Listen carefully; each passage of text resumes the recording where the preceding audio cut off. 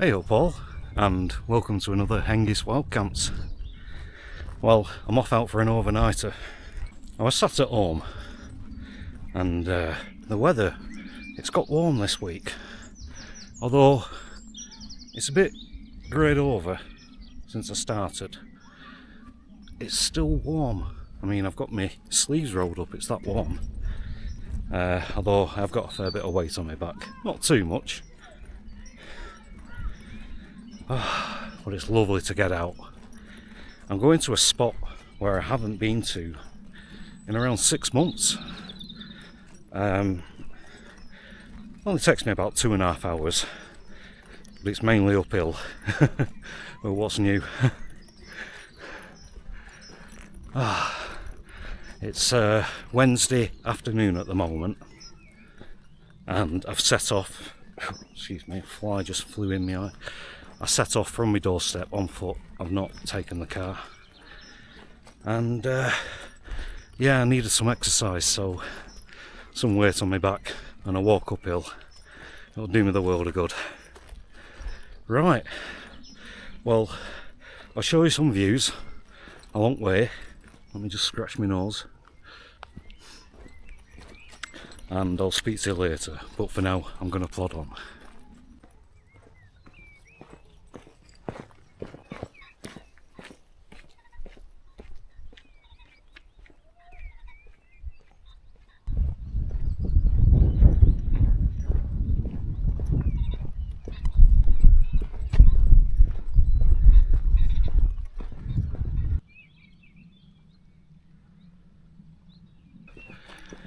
Well, I've just passed Walkerwood Res, that's just over my shoulder there, and I'm starting the uphill stretch.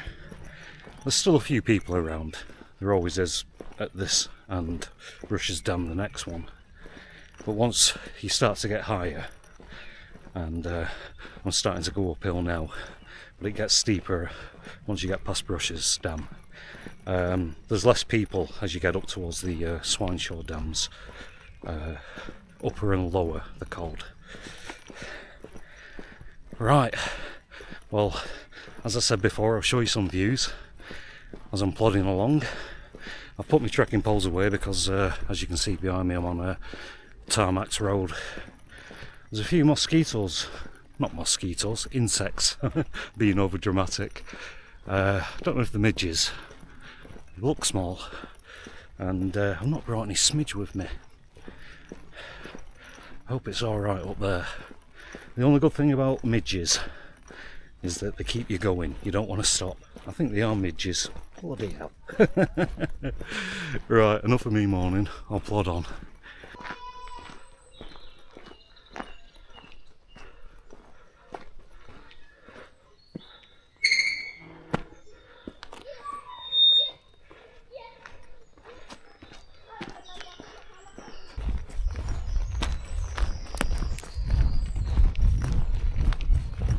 Whoa. I'm above Rush's Dam, it's just down there, and I'm going to stop in this little dell. Don't know what that is behind me. I'll have a walk over in a minute. But yeah, there's an uphill stretch next that's quite steep that takes you up to Lower Swineshaw. So I'm going to get my breath back before I attempt that next bit. I'll turn the camera around and, as I said, walk over here. I don't know what it is, it looks like there was a wall there once upon a time and water's cascaded down and flushed it away. I don't know. Let's go and have a look.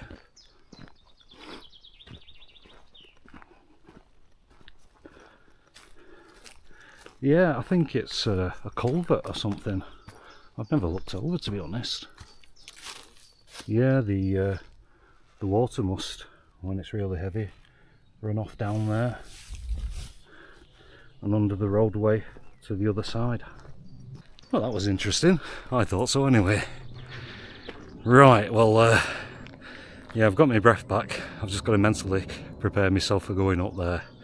Endurance, endurance. It'll be a few paces, then a stop, and then rinse and repeat. That's what I always do when I go up hills. Right, well, I think I'll plod on.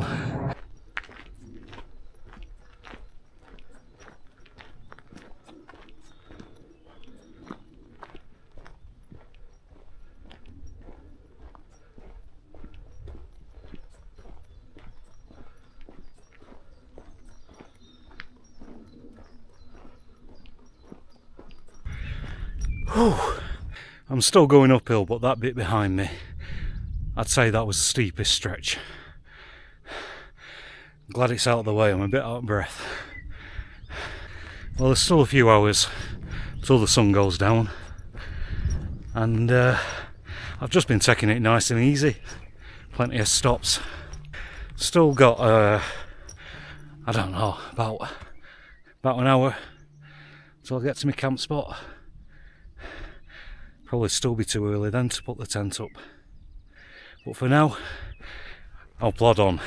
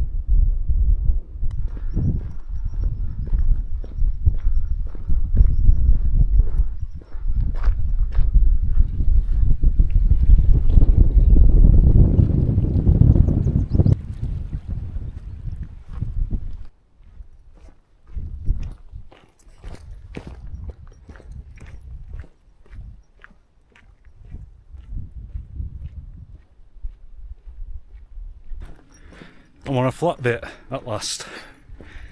I'm on the top of Higher Swineshaw Dam, and on the other side, if I stop, behind me down there is Lower Swineshaw Dam. Now my destination is basically walk up here and then turn right and then head up that hill. I'm going to get there earlier than I anticipated. Luckily I've got a little stool with me, so I can have a sit down for half an hour, just taking the views before I get my tent up, just because there might be a few dog walkers and people like that, you know, after work. But where I am, it's or where I'll be going I should say, it's not on the main path, and you can only really be found if somebody's looking for you. And this tent, it blends in well, the colour of it, and it's not too big, so I'm hoping I'll be okay. I've camped there loads of times in the past, never once been disturbed. Touch wood, it won't happen tonight. Right, well, I seem to have got my breath back. I will plod on.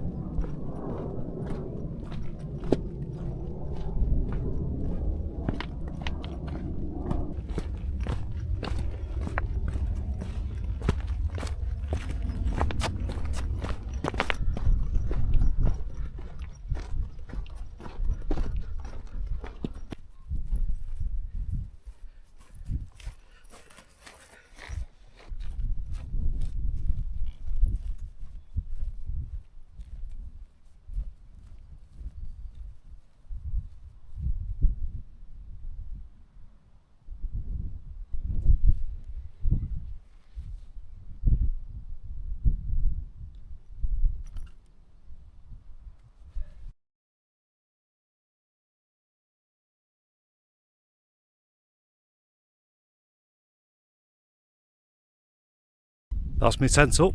I think it's time for a beer, and then I'll get my inflatable mattress, sleeping bag, etc.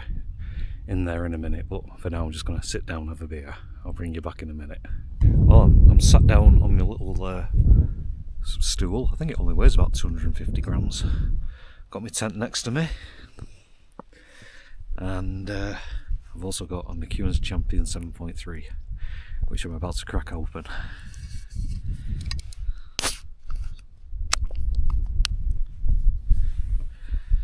Well, everybody, good health and cheers.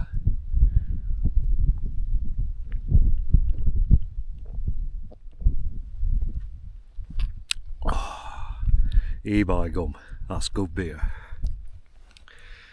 Well, I'm going to, as I said, sit on my stool, just take these views in.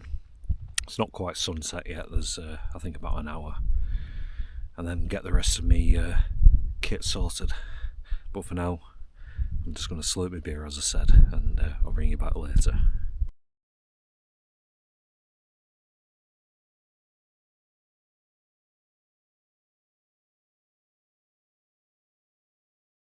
Well, that's my tent up and everything inside it all sorted. Oh, wind's picked up, but the clouds seem to be disappearing. And if I get a chance, I'll try and get a time lapse of the sun going down. But I'm not going to hold my breath, knowing my luck. Well, as per usual, I'll give you a quick walk around where I'm pitched so you can have a look at my tent. Right, well, tonight I'm in the Outkit Polestar, and if you've seen my videos before, you'll know the last time I used this, it was almost a disaster up on Kinder Scout in 50+ mph gusts. The nice, I think 20 mph gusts I saw forecast for tonight. I've got the back end, the strongest part with the trekking poles, pitched into the wind. That's how I always pitch this tent. If it was facing the other way, I think there's a chance with the wind, if it was coming from the other direction, it would cave that in.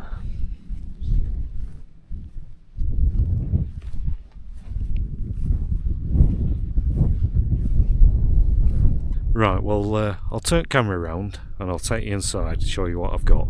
Right, well, let's go inside. Well, in the porch area, I've got some water, got another can of McEwen's there, brought some Scotch eggs, a couple of pasties.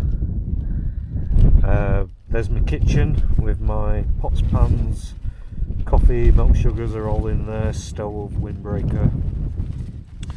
Down towards the back of the porch area, I've got this waste pouch which I keep all my electricals in.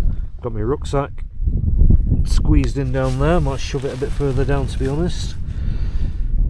In the sleeping area, I've got my Climate Static insulated V-Light, my 3-season sleeping pad. Underneath there I've got my Flextail neck contour pillow. On top got my down -3 bag, and just tucked around the back there got my down trousers and my down booties. Right, well, everything's sorted, as I said, and I think I'm going to have another beer and watch these views go down, and I'll bring you back later. That chap there that you can see walking away, that's an old mate of mine. I said on Facebook that I was coming up here, and he said, "Oh, I might come and join you." So yeah, we've had a few beers together. In fact, he's been sat there when I opened that first beer, but he didn't want to be on camera. Well, you might be able to see something on my forehead. Well, I've got a new head torch, the Trustfire MT15, and obviously I can't show it you at the moment, but yeah, it'll be dark in an hour or so. So yeah, I'll demonstrate it then, and I'll tell you a little bit about it. But for now, I'm camped just down there Can't see my tent, it's too green, it blends in, plus the light's getting dark. And well, I'm going to plod on back down there to my tent and I'll bring you back then.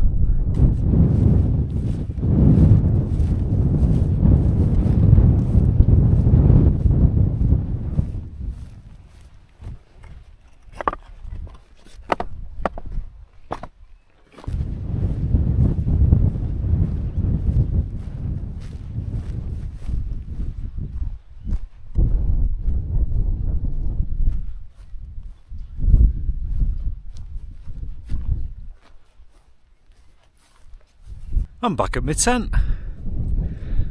Well, light is fading now. I'll soon be able to show you the different light modes on this torch. I've tried it at home, it's quite powerful on its max setting.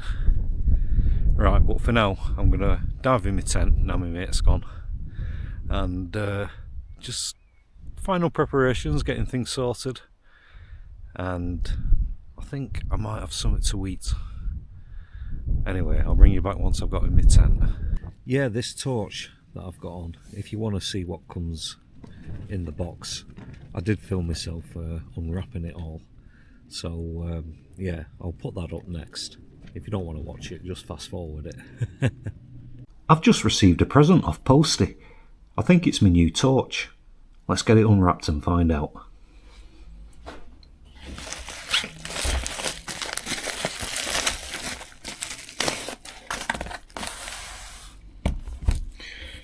There it is, my Trustfire MT15 multi-purpose torch. Well, let's get it open and see what's inside.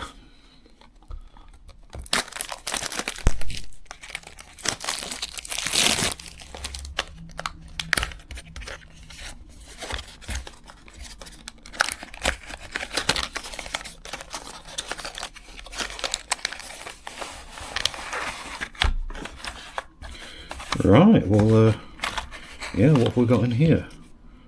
Charging cable. Anything else in there? Some kind of wrist attachment.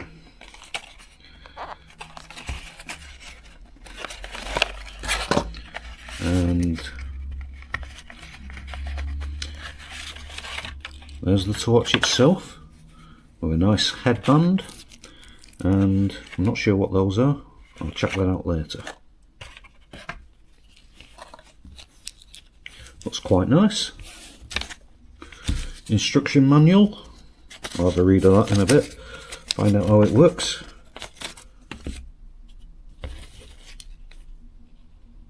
Right, ooh, looks nice that. I'm feeling a bit peckish. So I thought, what better, while there's still a bit of light in the air, to watch these lights in Manchester coming on and have a bite of a Scotch egg. Yum.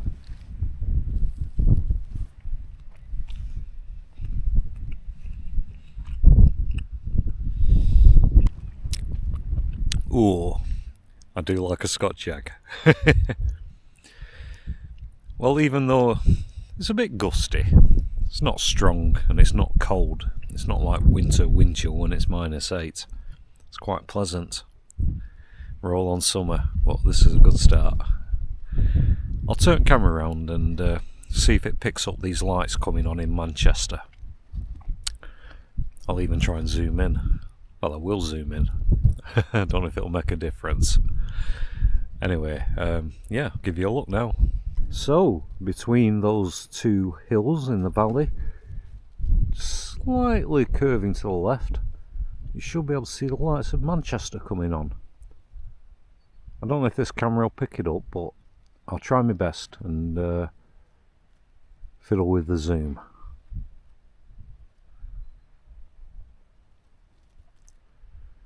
Right, that's as far as it'll zoom in. On this screen it looks like there's a big bank of mist hanging over Manchester, but to the Mark 1 eyeball I can see lights clearly coming on.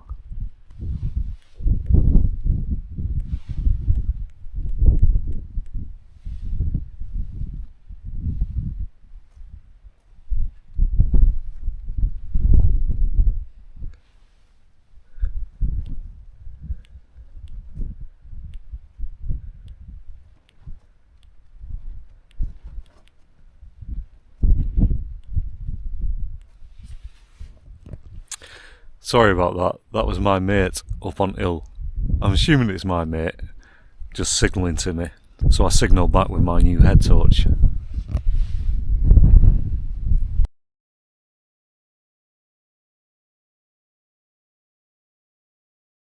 Yeah, where was I? Yeah, I'm going to continue watching these lights come on as it gets dark. Eat the rest of this Scotch egg. And when it gets more dark, I'll show you what this headlight can do. I don't know if you saw what it could do then. I came up here anticipating probably won't be bothered to do much cooking apart from making a brew. And because it's not far to walk, I brought things like this. Well, I'll just get it unwrapped. While I'm doing that, I'll give you a quick look at these lights, because it is getting a bit darker now. I'll turn the camera around. As I pan round to the right, there's my tent. As I pan up, still don't know if you can see these lights. Once again, I will try and zoom in. I can just about see them on this camera now I've zoomed in. Right, I'll unzoom it. Anyway, I'll bring you back when it's even darker. But in the meantime, I've just unwrapped this Ginster's pasty. Let's see how it tastes.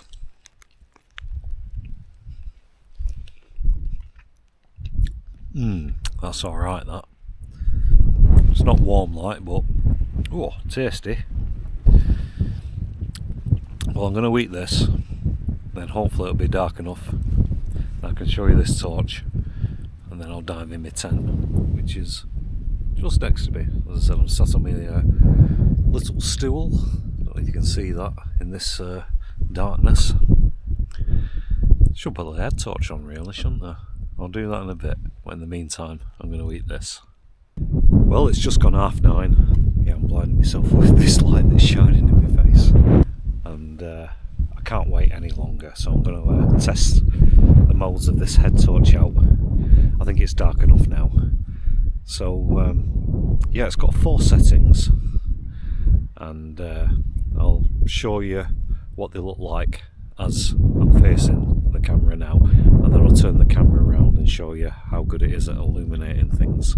Well, you give it a long press and that turns it on. That's its lowest settings. That's what they call moonlight, and I think that lasts for about 160 hours, they say.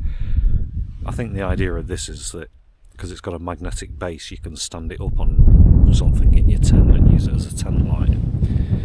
It's got a second setting, a bit brighter, third setting, and then absolutely dazzling setting.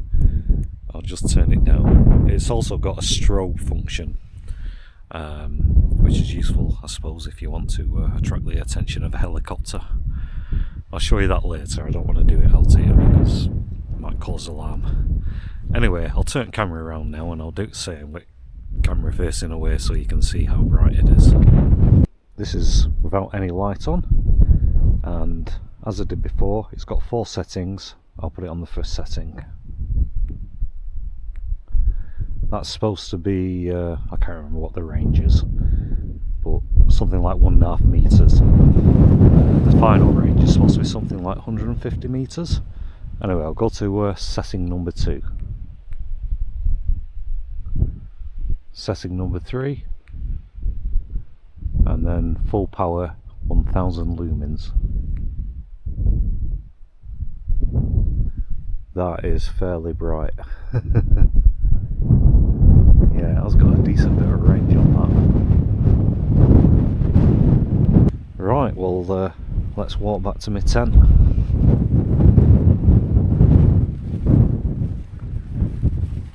Still got me little stool out there. Well, that's quite impressive for a little lightweight torch, that. Right, well, I'm gonna jump in my tent and get these boots off finally, and I'll bring you back once I'm all sorted.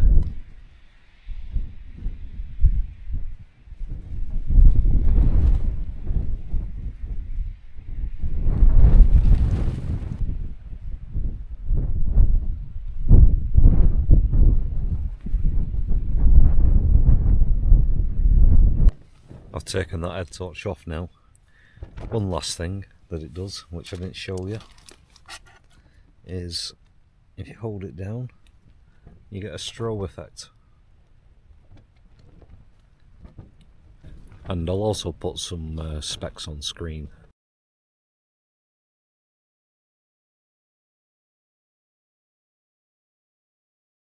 Anyway, enough of that.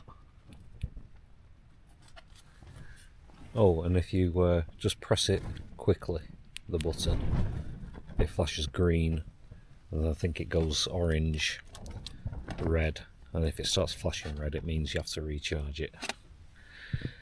Right, well, I'll get back to listen to radio, and I'll speak to you before I turn in. See you in a bit. I've got radio on, as you can hear. Let me just turn it off. Yeah, it's approaching 11:30. The wind's picking up. I've just checked the Met forecast, and it said it's about 20 now, the gusts, which is probably about true. I was thinking about going out and double pegging these two guidelines that carry the main brunt of the force, but I've got me 9-inch spikes in, and more importantly, I can't be bothered.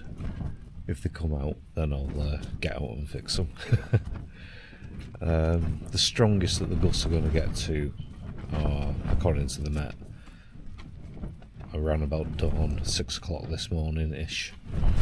I think they were getting up to about 30 then. So hopefully it should be alright. At least it's not like the last time when I had it up on Kinder Scout. Anyway, I'm going to put the radio back on. I've downloaded an audio book onto my phone. I might put that on, either one, on the timer, and drift off. So I'll see you all in the morning. Good night all.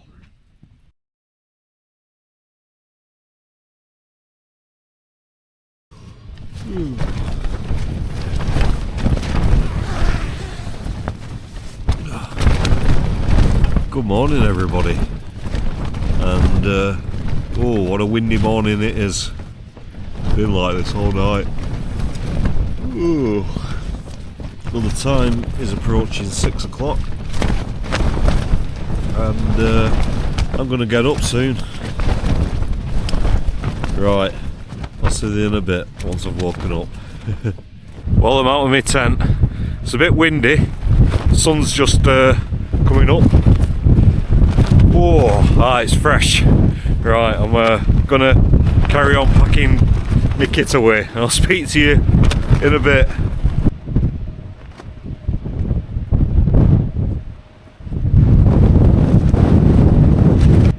Well, I hope you can hear me with all this wind noise going on. But that's me all packed up. I was just there when my trekking poles are about to fall over in this wind. I'm doing my usual, having a look around for tent pegs and, more importantly, bits of rubbish. But it's all nice and tidy, as we all do. We leave no trace so others can enjoy it. Yeah, the sun's made an appearance, providing a bit of heat, and I think I'll start to plod on back home. So I'll see you in a bit.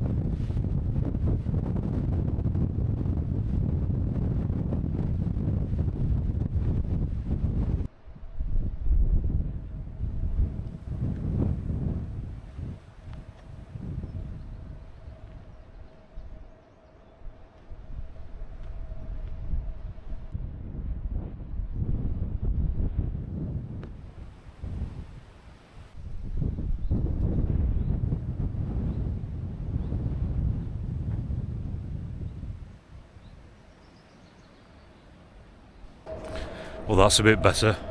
Getting off the tops out of that wind. Oh, I can hear myself think. Well, it's turned out to be a lovely morning. What a nice little stroll this is. I think it's just gone 7 o'clock. And I've probably got about another hour and a half in front of me before I get home. Well, that was an enjoyable little camp up there. I always enjoy it when I'm up there, and it was good because my mate turned up and we had a bit of a chat, had a beer together, and yeah, it was just what I needed. Get out of the house, get a bit of exercise, walking up an hill with a pack on my back, and have a night out camping. Yeah, as I was saying, I've got about an hour and a half walk back home, so I might as well wrap things up here. So I just want to say thanks for watching. I do appreciate it, and as I always say, I look forward to your comments because I do enjoy reading those and replying to them. Well, on that note, there's nothing else for me to say apart from I'm going to plod on back home. So once again, thanks very much for watching, and I'll see you all next time for another Hengist Wild Camps. Bye all.